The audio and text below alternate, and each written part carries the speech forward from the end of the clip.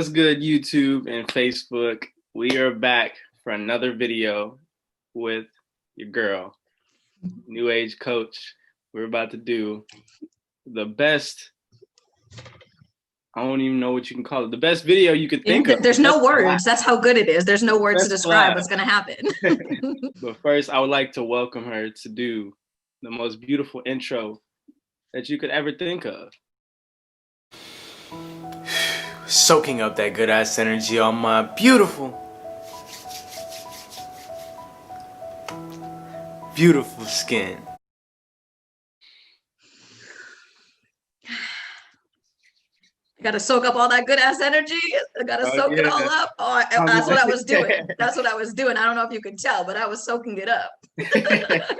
In today's video, we're going to be talking about how to get over a bad place mentally. We're just going to let it go. Let it flow. Let it flow. I'm ready. You got to do this when you say let it flow, though. You got to do this. I like to do the salsa. I believe to help you get out of a bad place mentally is to first recognize that you are in a bad place. 100%. Like that sets the ground. So you're like, oh, okay, I'm in a bad place. I need to do something. That is the first step. And then you can start planning out how you're going to fix that issue. Once you know that you're in a bad place, you can go ahead. What I like to do is I feel like if you eliminate distractions like such as your phone, I feel like that is the biggest distraction that you can possibly have. What do you mean? Hold on, I'll call you back. What do you mean? I'm just kidding. Oh, my bad. I had a notification going off. No, like seriously, like eliminate distractions. Allow yourself to be alone and truly reflect on what is bothering you. I feel like that has a really big impact on how we feel emotionally. And people think, okay, I'm gonna go ahead, I'm gonna distract myself with this, and then boom. But guess what? That problem is still there, you know? Yeah. Just practice being alone if you're not sure how to uncover what it is you're feeling. Like you said, like it's hard to do that. So it's not like you can just automatically wake up one day and know how to do it correctly. But the more time you spend alone, you can start recognizing, oh, this weird pain in my chest that usually happens now when I'm sad. I'm correlating themes, or okay, I can actually hear what's going on in my head, and it sounds this way when I feel this way. So it's also just a practice of learning to be alone to even try to figure out what you're feeling first. Sometimes I can get caught up in a trap of trying to like rationalize those feelings too. But I suggest when you're first starting out, you don't have to kind of figure out or know like the root of everything either. It's really just this flow, like you said, of like, okay, what does this feel like? You don't have to like match an attachment to it or a reason for it. It's more the exercise of just being like, okay, what is this feeling? What does this mean for me? I feel like also a lot of people, they'll go run to drugs, and they will try to just, okay, I'm gonna go and hide from my feelings. I'm gonna go run away. But what comes with that is no matter how much you run, it'll be right there. It'll be right behind you. It's chasing you. It is chasing you. It's like a horrible trained pit bull. It's chasing you. It's ready to bite you. Yeah, You know, for sure.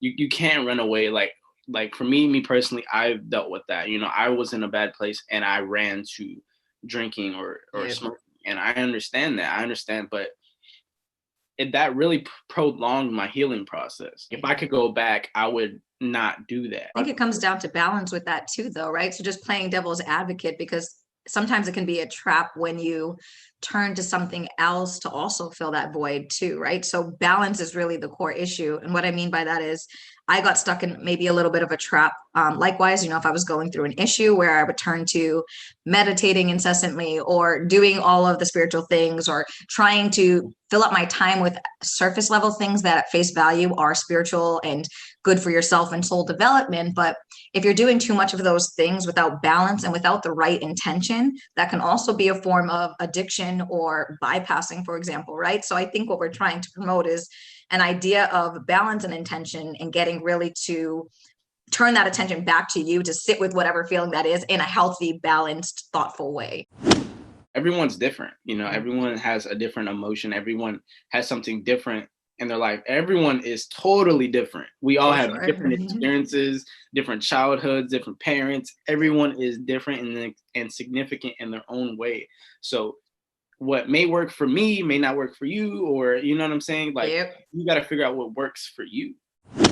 The setback is the setup, right? A lot of people, they feel, okay, I need to be 100% happy. But you got to remember the yin and yang. There's always a good and the bad. The bad helps you with the good. It's just as good as the bad. A lot of people are like, no, I don't want bad in my life at all. Yeah. No, you need it. It builds you. It builds you up. It helps you become who you are. It's helping you, and it's building character. That's it. A lot- Integrity a lot and of character times- and values and gratitude too, because eventually after the breaking, there's the breakthrough, right? So you Yeah. can't appreciate that breakthrough without looking back on where you bent and broke a little bit. It was that journey, it was that process that got you to the breakthrough. So you really can't have one without the other sometimes, you know? I feel like I wouldn't be so positive if I didn't have so much negative. Like, you know what I'm saying? Like I wouldn't be able to be who I am without that experience. Me personally, I look at life as more of a track race. Every so often you'll have a hurdle. And whether you go over that hurdle, that is your thought, what you put into it, your effort you put into it to get over that hurdle. You hit the hurdle, okay, keep going. There's Yeah. gonna be another one. Keep going. Boom, there's another one. If you fall, get up. There's another one. You're gonna always have something an obstacle in your way. But as long as you keep going, that is the best part. That is the beauty of it. Whether you make it over the hurdle or not, you go under the hurdle, you find a way past the hurdle. Yeah. You know? And it just gives you permission for yourself when you know that and you have full faith of those ups and downs and those hurdles and you know that they're going to be there.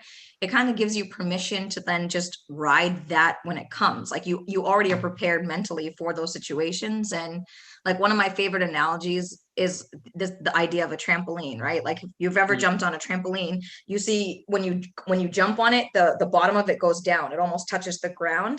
That's like kind of where you're at in the dark space in this metaphor, right? You're touching the ground, you've hit rock bottom, you're like below the surface here. But what happens inevitably on the trampoline is it literally takes you going down that way to spring you up so that you're flying 2 seconds later. You know what I mean? Like, so there's also that symbolism of like after the downs, there is the ups. It's understanding that it's not always going to be perfect. Things aren't always going to be easy. It's not going to be smooth sailing. I feel like another thing a lot of people need to understand when it comes to getting out of a bad place, this shall pass too. Everything is temporary. Pain is temporary. So if I go burn my finger on the stove like you did when you were a kid. I think I did that last week. Right? You didn't want to do it again, but you knew that pain, it went away, right? Every pain, it's temporary. Everything is temporary. It'll all go away. So you have to understand that this pain is not forever. It may seem like it is going on forever and it is so dreadful, but it's not going to last forever. It will last longer if you allow yourself to stay in that position. You can't allow yourself to stay in that spot. That's if I stay sad and I'm like, oh man, I'm so sad. And I do this, okay? Sometimes I do this.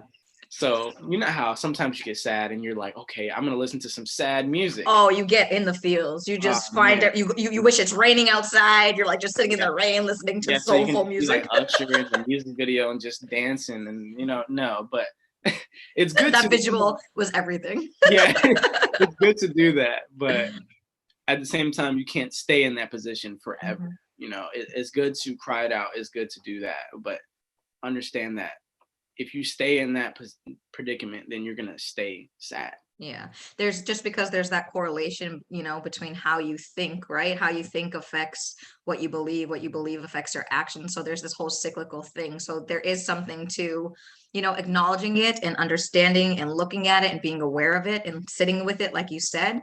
But if you're incessantly doing that, then you're going to start realizing the more you're thinking about it and sitting in that and not really reconciling it, you're going to attract more types of situations that are going to self-fulfill what you're feeling negatively too. So again, it comes back down to balance and honoring your emotions, being aware of them, but really techniques we'll talk about even in this video of how you can start like pulling yourself out of that, step by step too, which is the most important part.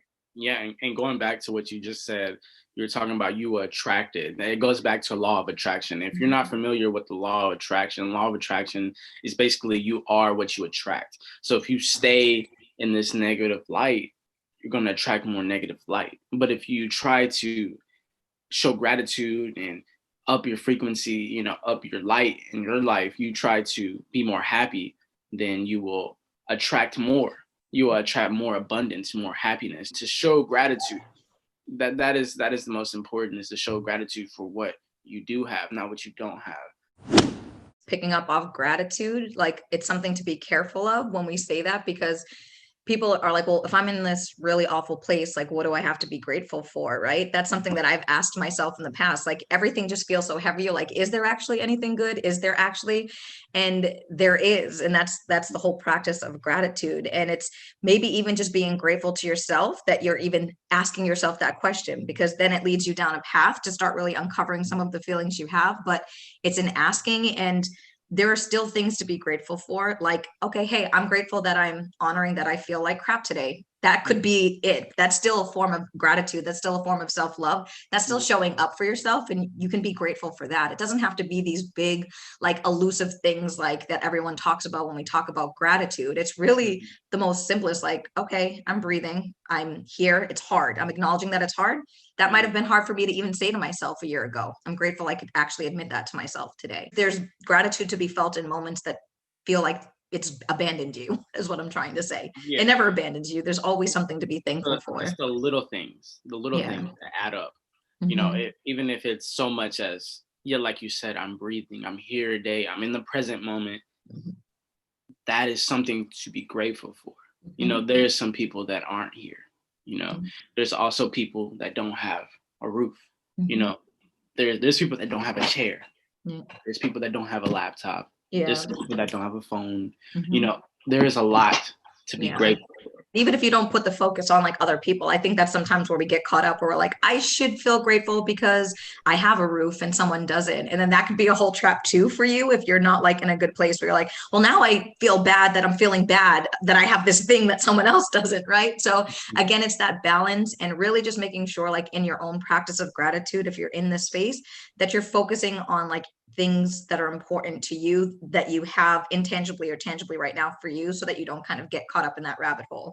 Do you know what I'm trying to say? Also, I'm trying to play devil's advocate, because sometimes it's like, if you start going down, well, I'm just sad that the world kind of sucks and this person doesn't have a house and I do. And that's not really helping my mental state either, because now I just like worsened my condition that I started in. So really, I guess what I'm trying to say is this self-permission to not feel those other things. Like, really try to keep your gratitude contained in the moments where you're at kind of your all-time low, and keep it simple. Like you said, like, it doesn't have to be I can breathe and someone's dead. It's just, I'm grateful I can breathe, period. Yeah, it could be something just so little. It doesn't have to be extensive. Just showing gratitude allows the universe to give you what you deserve. You know, Absolutely. it's, you attract what you deserve. A lot of people don't understand that. And some people, or what you think you deserve. That's what you think you deserve. Yeah. Some people, they think, I deserve so much, right? I'm not getting that. I'm so positive. I'm so this, I'm so that. But they don't attract it because deep down, they're not grateful for what they do have. Like, I'm famous, you know, I have, you know, I have 100. Yeah, you're living all your dimensional lives. You've got a Ferrari. You're like traveling the world. Yeah, I'm with you. I think I'm meeting you in Costa Rica in my mind right now. Yeah, we're just sitting on there. I'm just sipping my drink on a beach. You know, life is good. Doing our flow dance like this on the beach. Life is good. Oh, I like it. Hey, I can't do that. You're gonna steal my moves. I always love this topic of how to talk to people in ways that they understand, right? So sometimes people think like law of attraction is spiritual or woo-woo or whatnot, but there is science behind it. There's psychology behind things. There's spirituality and religion behind things. There's medicine behind things. So you really can talk about these concepts in like any of the ways, but ultimately from even just like a scientifical neuro-linguistic program type of like brain structure, it is scientifically proven that you can redo your brain, recreate your brain, change pathways, rearrange things, connect old experiences you might have had that are traumatizing or negative. You can connect those to new experiences, and all through the way you think and the way you program your subconscious. So going back to what we said, you can't start to even uncover that magic within you, or that science within you, or that spirituality within you until you are aware of it, though, right? Because this is all at a subconscious level. So it starts with the intention to want to show up for yourself that way. What you're saying is like there's a lot to uncover in the subconscious mind. And, I'm a psychology student. So like Mhm. what you're saying, I've heard a lot about in like Sigmund Freud and, Mhm. and other researchers there. It's not just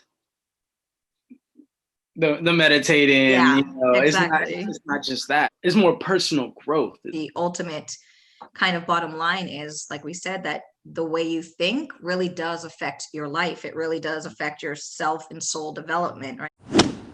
It's not a straight line. There are ups and downs, right? So being in a downward kind of spiral, like for me, the biggest concept I've struggled with when I'm in these places is an idea of accountability, because it always comes back to you, right? And sometimes it's hard when we're in these darker places or trying to pull ourselves out, because there comes a point that no matter what's happened or is happening, you have to kind of step up and take it in and own it and say that I am responsible for either creating this or for causing this or being a part of this or attracting this, or somehow this is related to a thought or thoughts that I've had at one point or another in my life that have created this situation, that has created the feelings that I'm feeling.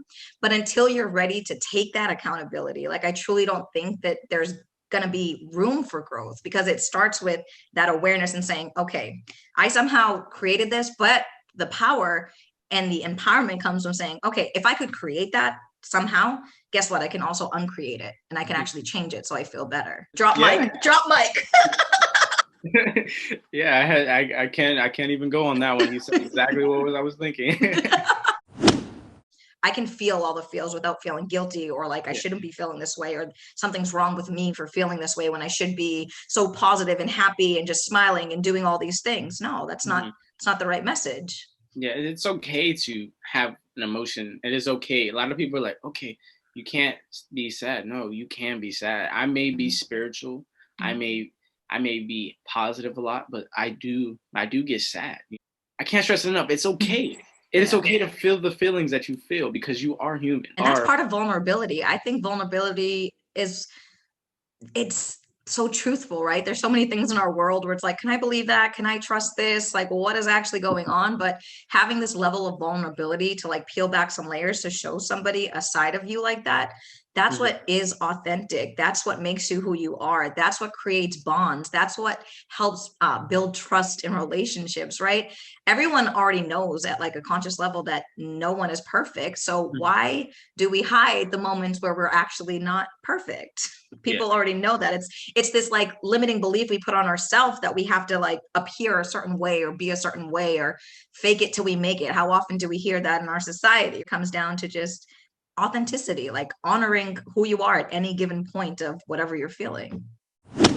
I feel like it all comes back to like eliminating distractions. I feel like if you're on social media, you will get distracted in whatever the world has, and you won't be focusing on you. A lot of people, they're like, oh man, everyone on social media is, everyone's It's their trailer of their life. happy. Yeah, it's They their look movie happy, trailer. right? And it makes you feel like your life is less than their life. In reality, behind the camera, they go like this. They go back to that, understand that, it's okay, and take a step away, like, just reflect on everything that we've said. It's more so like eliminate distractions, understand that you're okay, and and that you're on your own journey. It's like comparison, for what you just said. Like one of my favorite quotes too is, comparison is the thief of all joy, right? Because the truth is, you can't compare yourself to that person you see smiling on social media. You don't know the truth once they turn the camera off. Like you said, the only person that you should be comparing yourself to as a benchmark is you, because you and your experiences, my experiences, like, even though I can try to empathize and understand, or maybe even something has happened the same to both of us in our lives, even in that case, I still will never truly understand what it is you actually went through, even if we were put in the same exact experience in our life. And that's what it comes down to, and why we shouldn't be comparing ourselves to anybody. We're all walking a journey that we're just these specks in this freaking like universe, like these little individual dots that make up the universe. And without you, even you just as a speck in all of it, without you, that would cause cosmic change. Like, so you're Literally, it, yeah. like you have to focus on you, because that's all you have to work with. You are your muse. You don't know anyone else's situation the way they don't know yours. So Mhm. don't compare yourself. Don't it's a slippery slope with social media, because I think there's so many positive messages and people doing real authentic, cool, healing work and sharing valuable knowledge that isn't so mainstream. But I definitely think that there has to be, again, that level of self-awareness and balance, right? You're not on social Yeah. media 24 hours a day. You're using it as a tool. You're using it to listen to things that are going to help change your thoughts in a positive way, give you new insights, also challenge some things that you already think, right? It's always good to not just follow people that we agree with. We all need different perspectives to be able to figure out how things work and figure out what we actually believe or don't. So I think there's a constructive way to use social media, but I definitely think that you have to be careful with it as well. Focus on yourself. A lot of people, they don't want to offend the other people Mhm. around them for taking time to themselves. Understand that if you are not okay, you can't help the other people around you be okay. So have you straight first. Mhm. You know, I can't be the person I am and give to other people if I'm not okay. That's where it all comes down to. Like, some people, they take care of their family, you know what I'm saying? Mhm. How can you take care of your family if you're not okay? Yeah. A lot of people think, oh, it's selfish. No, I gotta think about them first. No, listen, Mhm. you are the person Yeah. that needs to be okay, so you can help other people. You right Yeah. there. You right there. You are first before everyone else. Couldn't have said it better. 100%. Just take time to yourself, reevaluate the people around you, understand that this is okay. This is just a hurdle, Mhm. or this is just a straight line, and you're gonna end up going down or up. This is just like a trampoline. You're gonna go down and up. Understand that this is temporary. Everything is temporary, and it's okay to feel sad, but it's okay to also feel gratitude to little things.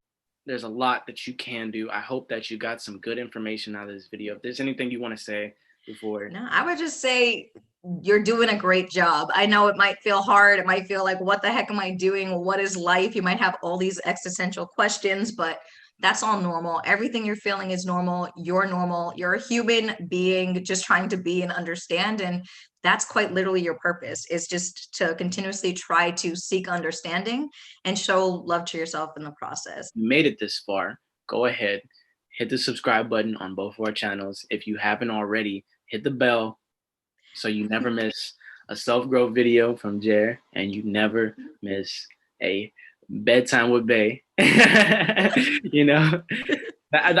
biased with that one. I love that one, but all the other videos are great as well. Make sure you go ahead and subscribe. Anyways, guys, stay happy, stay healthy, stay exquisite. Peace. Yes.